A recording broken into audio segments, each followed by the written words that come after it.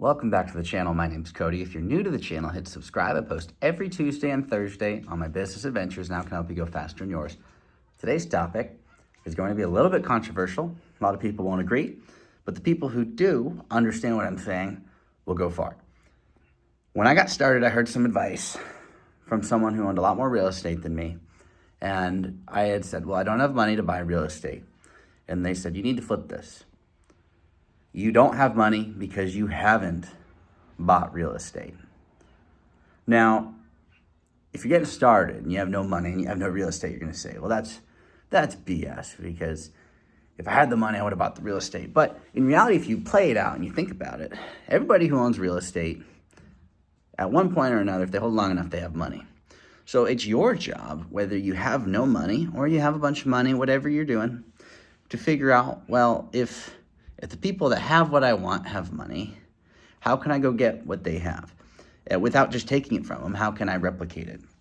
So the main takeaway is people that own businesses, people that own real estate for long enough periods of time have money. It's your job with what you have to figure out how to go get that.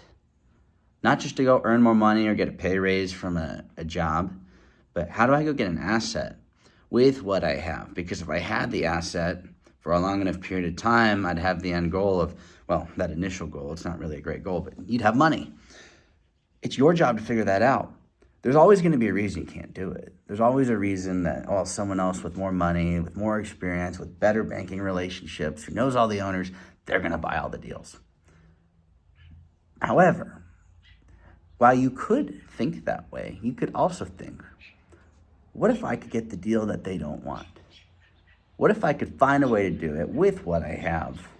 And at that point in time, I could actually get it, control the deal, make some money over the long term. It's not get rich quick, not get rich tomorrow. It's a long-term game. But what if I could get into those deals that people don't necessarily want when they have a bunch of money, and then someday I could sell those for a profit and buy the deals that everybody does want, because I'll have experience, I'll have the money, I'll have the banking connections, because those are things you get over time. You can think about it however you want, but if you choose to be positive and you choose to look at it from a perspective of, I don't have money because I don't own the business or I don't own the real estate, or you could look at it as, well, I don't have money so I can't buy real estate or I can't buy a business. You could pick whichever outlook you want, but one will have a more positive outcome for you. There's a lot of negative people. You don't have to be one of them. It's very important to conceptualize this to really understand. It's not that you don't have money so you can't buy real estate. It's you don't have money because you haven't bought it, or you don't have money because you haven't started the business. It's your job to figure it out. So this could be a wake-up call, and you may say this is stupid, and for you, that might be true. But for the people who apply this shift in their mindset and they say, well, the reason I don't have what I want is because I haven't done what they have done, you're going to go a lot farther. And there's going to be some self-reflection you're going to have to do. And as an example, I don't have a whole bunch of reserves. Why is that? Because I haven't waited long enough with the real estate to build them all up. In the beginning, I didn't have any money. Now, I have more than I could have fathomed back then. But relative to what I built, it's not enough. So now what do I have to do? I have to look at what everyone else who has a whole bunch of reserves has done. They either sold a building. That could be an option. I could do that now.